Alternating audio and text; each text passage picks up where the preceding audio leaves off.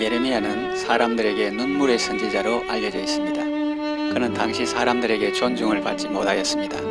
바벨론에 순순히 항복하라고 하나님의 말씀을 전했는데 그것 때문에 사람들에게 사대주의자나 매국노라는 오해를 받기도 했습니다. 그런데 세월이 지나고 보니까 다 예레미야가 예언한 대로 되었거든요. 그래서 사람들은 그를 존경하고 좋아하게 되었습니다.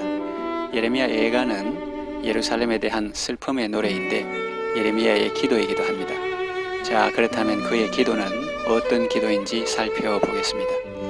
첫째, 사랑의 기도입니다. 예레미야는 하나님 앞에서 그 백성들의 슬픔을 아뢰고 있습니다. 1절에서 5절입니다. 여호와여, 우리가 당한 것을 기억하시고 우리가 받은 치욕을 살펴보옵소서. 우리의 기업이 외인들에게, 우리의 집들도 이방인들에게 돌아갔나이다. 우리는 아버지 없는 고아들이오며 우리의 어머니는 과부들 같으니 우리가 은을 주고 물을 마시며 값을 주고 나무를 가져오며 우리를 뒤쫓는 자들이 우리의 목을 눌러 싸우니 우리가 기진하여 쉴 수 없나이다 했습니다. 일제 강점기 때 우리 민족이 당한 고난을 연상해 보면 그들의 슬픔을 어느 정도 헤아려 볼 수 있습니다. 하나님 앞에서 부르짖어 기도할 때 하나님은 자녀의 부르짖음에 귀를 기울이시고 들으십니다. 자녀가 부르짖을 기력조차 없어서 신음할 때 하나님 아버지의 마음은 촛농처럼 녹아내립니다. 하나님 백성들의 슬픔을 아뢰을 때 하나님은 그 슬픔을 함께 하시며 긍휼히 여겨주십니다. 그런데 예레미야가 이런 기도를 드린다는 것은 기적 같은 일입니다. 예레미야가 하나님의 말씀을 전할 때는 사람들이 호의적이지 않았습니다. 그를 싫어하고 그를 미워했습니다. 심지어 전쟁을 준비했다는 표현도 있습니다. 어떤 때는 물 없는 구덩이에 던져져 굶어 죽을 뻔했던 적도 있습니다.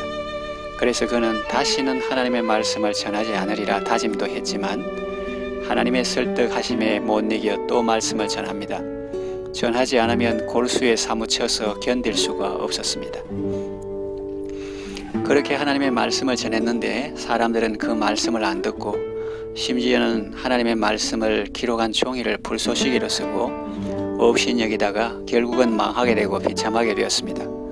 보통 사람 같으면 자기 말 안 듣고 하나님 말씀 안 듣고 불순종하다가 망했으니 꼴 좋다 생각하고 고소하게 생각하겠죠. 그들을 불쌍히 여기는 마음이 생기겠습니까? 그런데 선지자 예레미야는 그들을 정말 사랑하는 마음으로 불쌍히 여기며 하나님 앞에 그 백성의 현실과 슬픔을 아뢰고 있는 것입니다. 이것이 바로 하나님이 기뻐하시는 마음 아니겠습니까? 하나님의 마음도 그렇지 않습니까? 우리는 주님을 늘 배반하나 주님은 여전히 날 품으시고 그 참되신 사랑을 베풀어 주시지요. 여러분들도 하나님의 마음으로 하나님 기뻐하시는 사랑의 기도를 드릴 수 있게 되기를 바랍니다. 둘째, 회개의 기도입니다. 6절, 우리가 애굽 사람과 아수르 사람과 악수하고 양식을 얻어 배불리고자 하였나이다 그러죠. 자기는 죄가 없고 떳떳하다고 말하지 않고 우리라고 하면서 자신도 그들에 포함시키고 있습니다. 자신과 백성들을 동일 선상에 두고 하나님 앞에서 회개하고 있는 것입니다.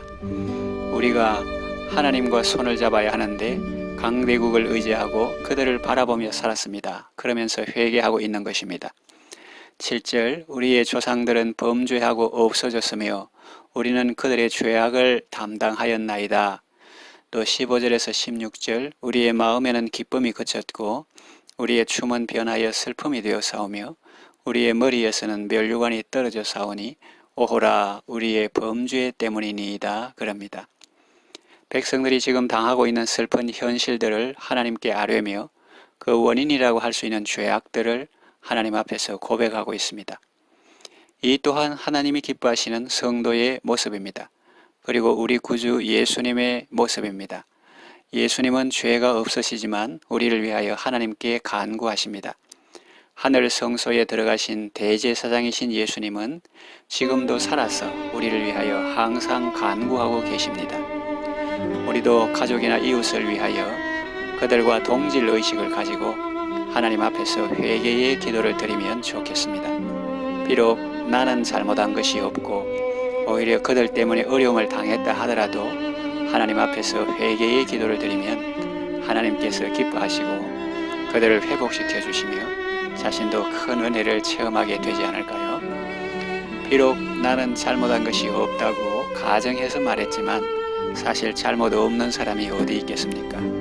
참 중보자이신 예수님이 아닌 이상 우리는 이웃을 위한 사랑의 기도도 하지만 그것은 또한 나 자신을 위한 회개의 기도임을 명심해야 하겠습니다. 셋째, 하나님의 긍휼을 구하는 기도입니다. 에가 5장 19절에서 21절 여호와여 주는 영원히 계시오며 주의 보좌는 대대에 일어나느니이다. 주께서 어찌하여 우리를 영원히 잊으시오며 우리를 이같이 오래 버리시나이까. 여호와여 우리를 주께로 돌이키소서.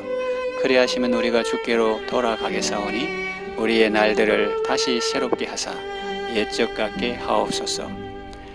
우리를 주께로 돌이켜 달라고 간구하고 있습니다. 자기 할 일을 하나님께 떠맡기는 것이 아닙니다.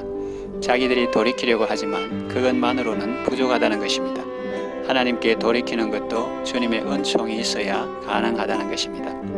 우리의 기도를 들으시는 하나님은 권세 능력 무한하시며 영원히 다스리시는 진정한 왕이십니다. 그 하나님만이 우리를 돌이키실 수 있고 우리의 날들을 다시 새롭게 하실 수 있다는 것입니다. 여러분도 기도하실 때 하나님의 절대 주권과 능력을 믿고 하나님의 긍휼을 구하시기 바랍니다. 하나님은 예레미야의 기도를 들으셨습니다. 그 백성들의 슬픔과 고난에 함께 하셨습니다. 그리고 70년 후에 바벨론 포로에서 돌아오게 하셨습니다. 예레미야의 기도는 우리를 향한 예수님의 기도를 생각나게 합니다. 하나님은 지금도 예수님의 기도를 들으시고 우리를 구원해 주십니다. 우리 주 예수 그리스도의 은혜와 하나님의 사랑으로 고통의 멍에를 벗게 하시고 새로운 삶을 살게 하십니다. 예수님의 은혜와 하나님의 사랑을 늘 기억하시고 그 사랑 안에서 감사와 기쁨으로 살아가시기를 바랍니다. 그리고 여러분들도 예레미야처럼 이웃을 위한 사랑의 기도를 드리며 하나님의 긍휼을 구하는 아름다운 삶을 살아가시기를 바랍니다.